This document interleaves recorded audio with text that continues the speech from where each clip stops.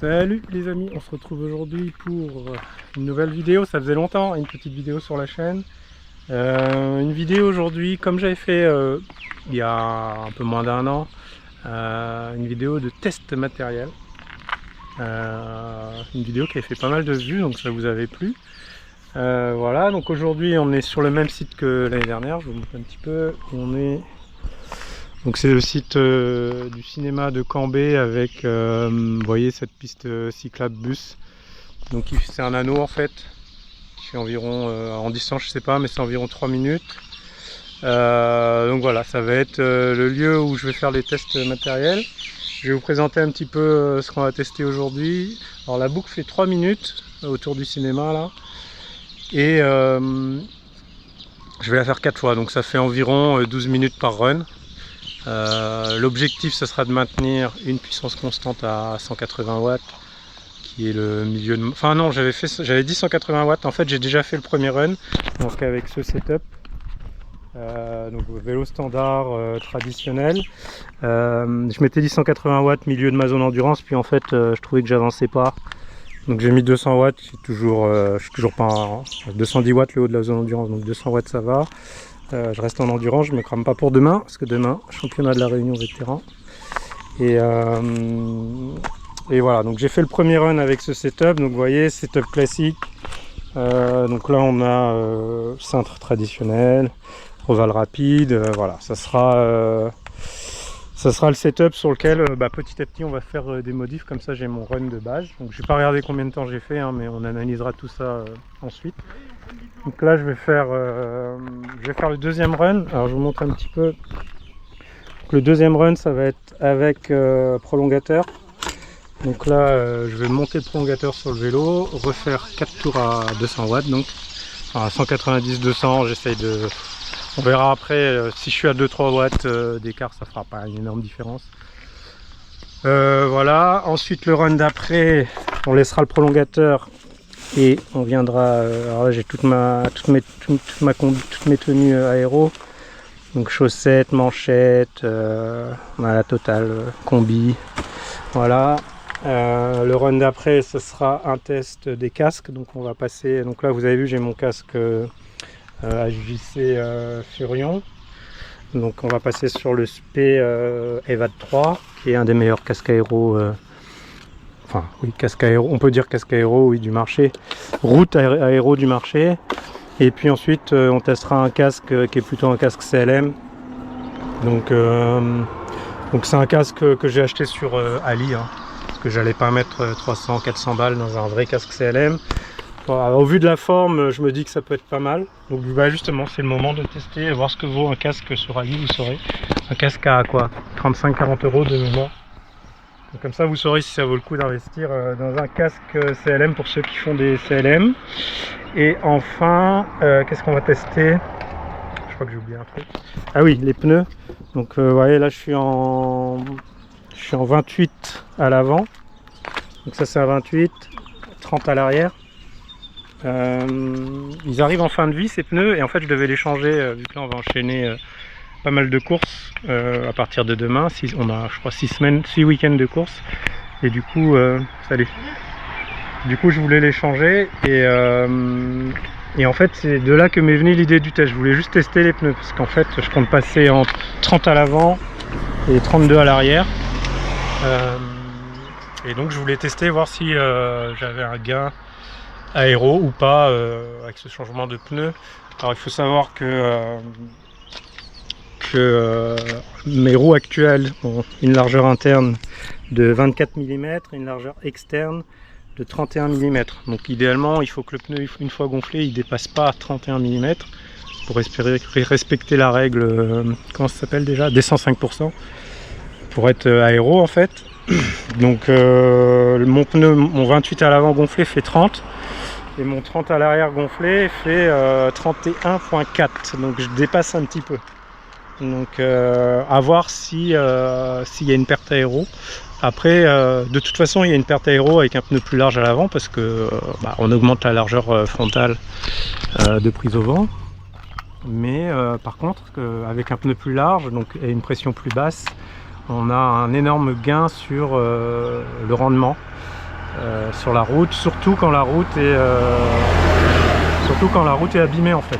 Donc là par exemple demain, à ce qu'on m'a dit, la route au championnat vétéran elle va être cassée. Donc là c'est tout l'intérêt d'avoir ce genre de pneus pour avoir un rendement. On parle entre un 25 mm et un 30 mm à l'avant. On parle de 10 à 20 watts d'écart sur un revêtement abîmé quoi. Donc là autour du ciné vous voyez on a quand même un bon revêtement, donc une route en bon état. Donc peut-être que je serai moins rapide avec le combo 30-32 qu'avec le 28-30. Salut. Mais c'est une occasion de le tester, de voir pourquoi pas éventuellement refaire un test plus tard sur une route un peu plus dégradée. voir ce que ça donne. Et puis le dernier, et j'en finis là, je devais pas le faire normalement parce que là on est déjà à 6 runs de 12 minutes. Essayer de pas trop rouler aujourd'hui.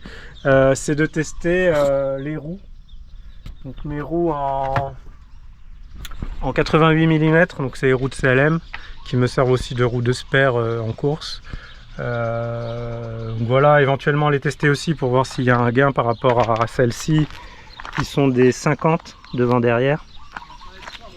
Mais voilà, bon, si j'ai la foi, je ferai le changement de roue et on testera, mais je voulais pas le faire parce que c'est toujours relou au niveau de l'étrier de venir régler le disque qui touche.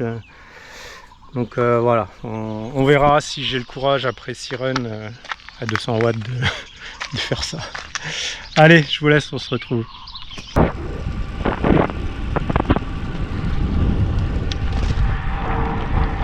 Donc voilà, on est sur le deuxième setup avec prolongateur, tenue traditionnelle, chaussette normale. Voilà, je fais un petit tour de chauffe et puis je vais lancer juste après.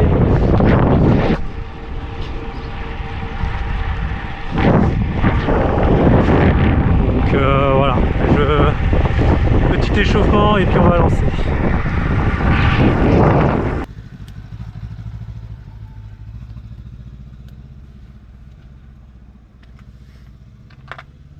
Allez, on est parti pour le troisième run les amis. Donc troisième run, toujours prolongateur. Et donc, comme vous voyez, la combi. Salut. Donc combi, tout équipé avec les manchettes. Le dessous là, je pense qu'on le voit. Et voilà, les chaussettes aéro. On est parti pour le troisième run. Allez, quatrième run. Avec le casque SP du coup. Toujours prolongateur, tenue aéro.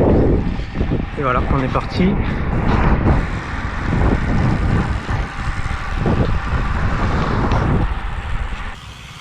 Salut.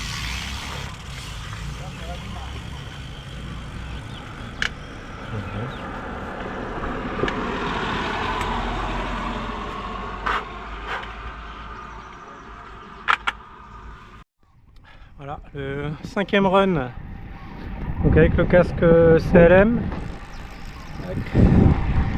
Voilà, on va voir ce que ça donne. Bon, finalement, je fais que 3 tours parce que ça commence à faire beaucoup à 200 watts. Ou pas, j'ai le cardio qui est un peu haut. J'ai pas beaucoup roulé cette semaine pour faire une semaine d'affûtage. Du coup, je sais pas si c'est à cause de ça. Donc, on fait 3 tours au lieu de 4, ça permettra quand même d'analyser. Allez, 19 grammes.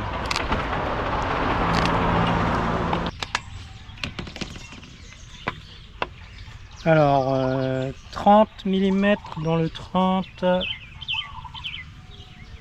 Donc roue avant, pour le 30, on va mettre 4,1 bar.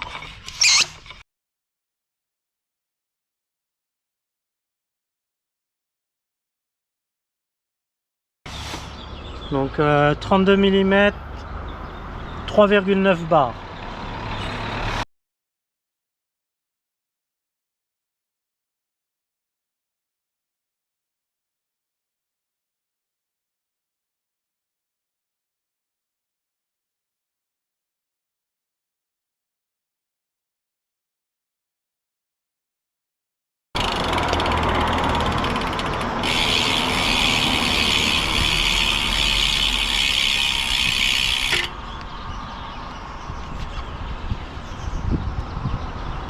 Ok, les pneus sont montés.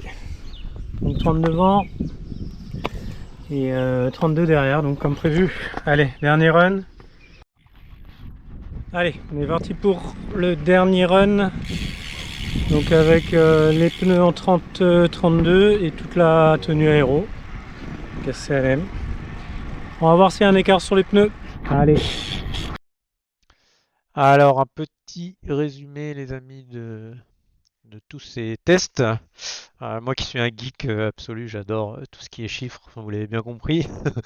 Donc, d'ailleurs, s'il y a des gens qui voient cette vidéo et qui sont un peu comme moi, qui adorent le matériel, qui adorent voir les écarts de watts, etc., et qui s'y connaissent un minimum, c'est avec plaisir. N'hésitez pas à venir discuter avec moi parce que je rencontre très peu de gens au final qui cherchent à tout comprendre comme moi.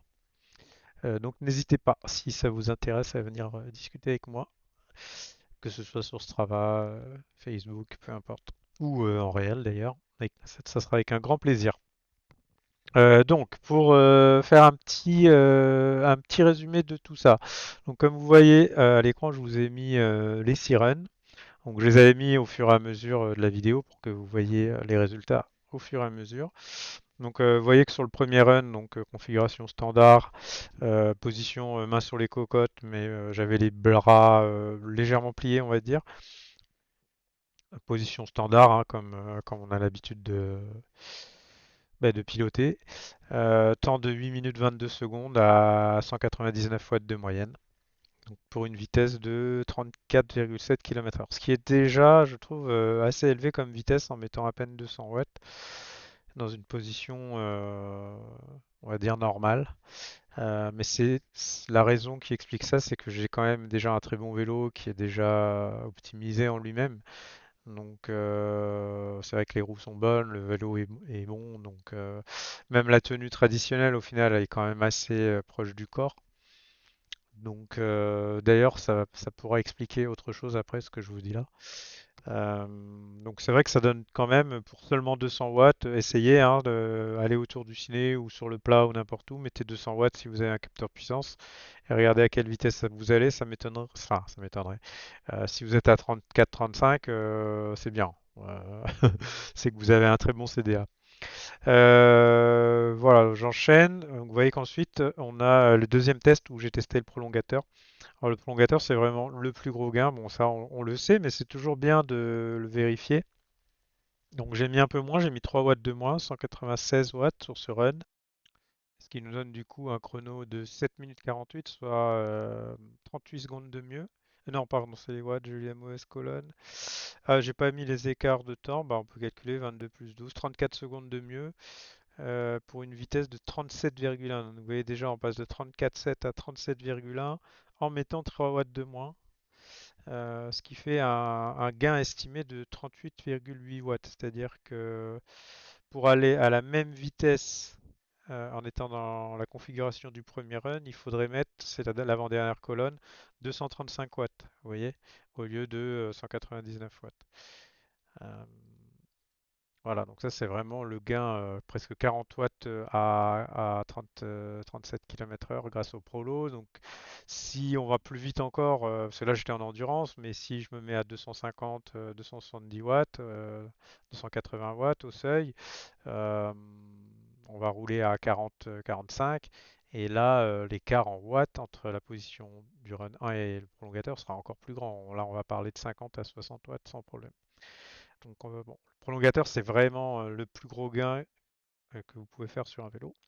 On passe au troisième run où j'ai testé toute la tenue complète aéro. J'avais pas le temps de détailler j'aurais pu faire des runs pour chaque partie de la tenue, donc la combi, les chaussettes, les manchettes. Bon, j'avais pas le temps de faire tout ça. Là, c'est là que j'étais un petit peu surpris et un peu déçu, mais j'ai peut-être une explication. Donc, si on regarde, vous voyez que j'ai mis 200 watts, 7 minutes 41, donc seulement 7 secondes de mieux, donc c'est quand même mieux. 37,6 km/h, donc ça fait un demi-kilomètre-heure de plus. Ça nous fait donc 43 watts de gain par rapport à la position 1, mais par rapport à la position 2, Ça nous fait que 3 watts. 4 watts, pardon, 4 watts. 4 watts d'écart, ça veut dire que le changement de tenue, en fait, nous a fait gagner que 4 watts.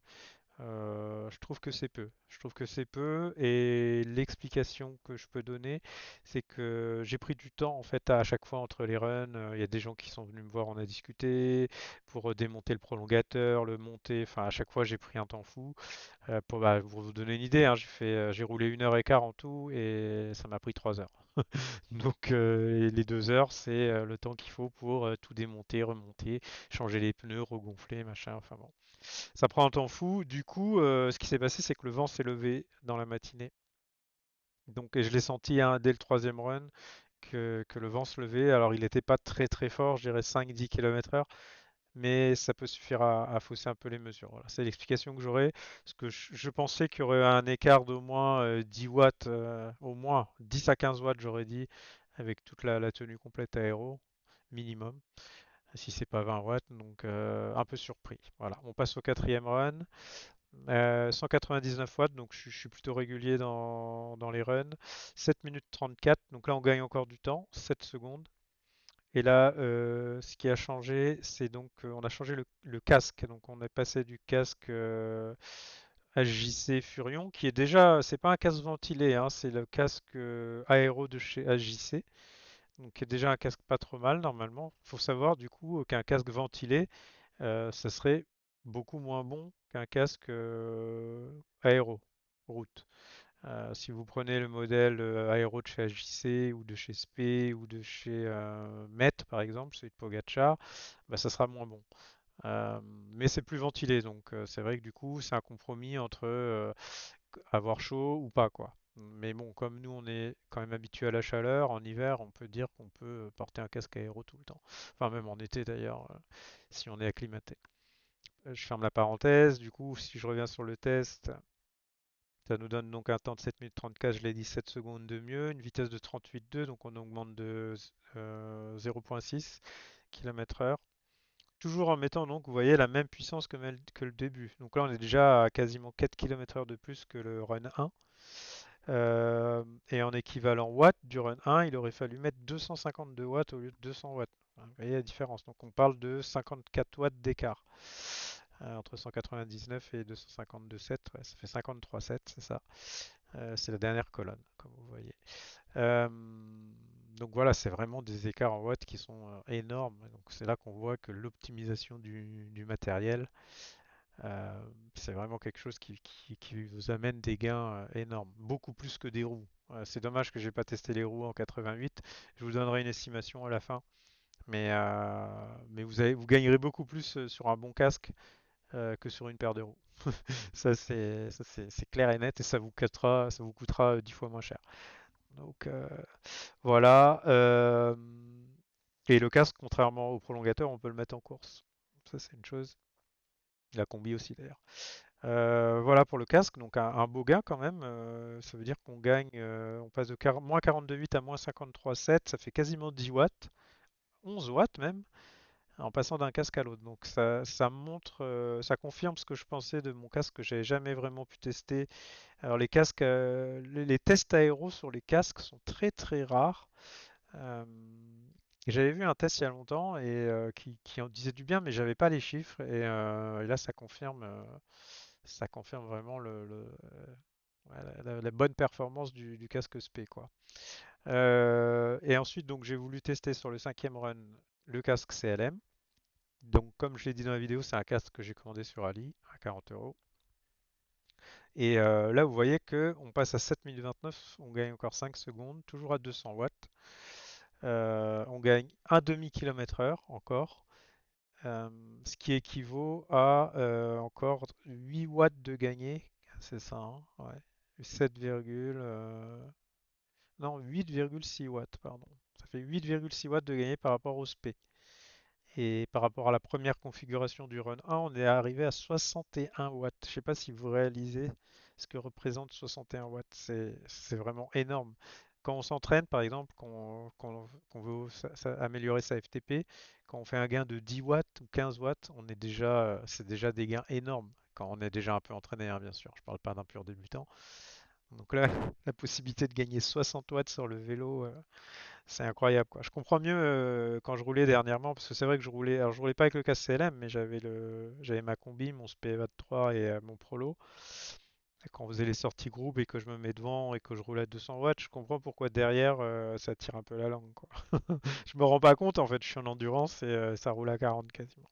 Enfin, un peu moins. 37, 38. Voilà, donc le casque CLM, encore un gain. Et ensuite, on passe donc à ce que je voulais faire initialement, normalement uniquement, le passage sur des pneus en 30-32. Donc, bon, là, j'allais dire, il y a une petite déception. C'est pas vraiment une déception, je vais vous expliquer un petit peu ce qui s'est passé. Donc, vous voyez, j'ai mis 202 watts, donc on est toujours à peu près régulier. 7 minutes 34. Donc, vous voyez que je mets 5 secondes de moins que le run d'avant, alors que j'ai le même matériel, sauf les pneus. Euh, et je perds du coup dans l'équation 10 watts, ouais, un peu plus de 10 watts. 10 watts, c'est beaucoup quand même. Ça veut dire que le passage du 28-30 en 30-32 m'a fait perdre 10 watts sur ce run. Alors, comme je l'ai dit, le vent peut jouer un peu, le vent a forcé, etc. Bon, c'est peut-être pas 10 watts, ça peut être un peu moins, bon, mais il y a quand même une perte. Ce qu'il faut analyser là-dedans, c'est que, comme je l'ai dit dans la vidéo, mon pneu de 30 mesure 31,4, 31,5, donc il dépasse la largeur externe de ma roue avant. Je parle de la roue avant uniquement parce que, comme vous le savez, le 90% de l'aérodynamique sur les roues, c'est la roue avant. C'est pour ça d'ailleurs que je mets une roue plus large à l'arrière pour le confort. Euh, donc je parlerai que de la roue avant quand je parle d'aéro sur les roues. Donc la roue mesure 31,4, 31,5 et la largeur externe 31, ce qui fait que je dépasse la largeur externe, ce qui fait que c'est pas le plus efficient en termes d'aérodynamique. Bon, il existe des roues avec des largeurs externes plus larges, mais bon, c'est pas celle que j'ai achetée. Maintenant, j'ai voulu tester ce combo parce que il faut être conscient qu'on perd en aéro, ça c'est vrai. Même d'ailleurs si on a la largeur externe qu'il faut, parce que le pneu est plus large, donc on a une plus grosse, on a une plus pas prise au vent, mais on a une plus grosse partie exposée au vent, donc on est un peu moins aérodynamique, ce qui est logique. Mais alors moi, peut-être qu'en plus, le fait que je dépasse la largeur, ça n'aide pas. Mais ce qu'il faut savoir, c'est que sur ces pneus aussi larges, donc de 30 et 32, bah, comme je l'ai dit dans la vidéo, on met 4 barres, quoi. 3,9 dans le 32 et un peu plus 4,1 ou 4,2 dans le 30. Et ça permet vraiment d'avoir une résistance au roulement qui est vraiment très intéressante. Et dès que vous allez sur une route qui est abîmée, c'est là que les gains sont vraiment énormes. Je l'ai dit déjà dans la vidéo, donc je me répète un peu, mais c'est vraiment une chose qu'il faut savoir. Donc, ce qu'il faut retenir, c'est que sur nos courses type Critérium, GP, où on est 90% du temps, voire plus, dans les roues en peloton, où au final on ne prend pas le vent de face, l'aéro du coup n'est pas très important, donc on peut très bien rouler en 30-32, enfin c'est mon avis en tout cas, parce que ça va apporter donc la résistance au roulement quand on connaît l'état des routes sur lesquelles on roule pardon en course.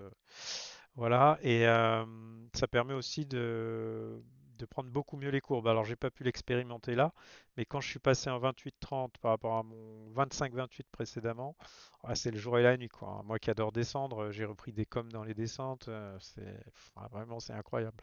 Donc là, ça sera encore un gain supplémentaire à ce niveau-là. Et qui dit prendre les virages un peu plus vite, dit conserver sa vitesse, dit la relance est plus facile en sortie de virage, dit économie d'énergie. Et l'économie d'énergie dans une course, c'est le nerf de la guerre parce que ça permet du coup de dépenser son énergie dans les moments où il faut le faire et où du coup on en a le plus. Voilà. Donc pour les CLM, ça sera intéressant de rester en 28-30 parce que c'est un effort solitaire. Mais pour les crits, je resterai en 30-32. Voilà les amis, bon j'ai beaucoup parlé, j'espère que je vous ai pas trop saoulé. Je vous dis à bientôt pour une nouvelle vidéo et souhaitez-moi bonne chance pour le championnat vétéran de demain. Allez, bisous, bye bye.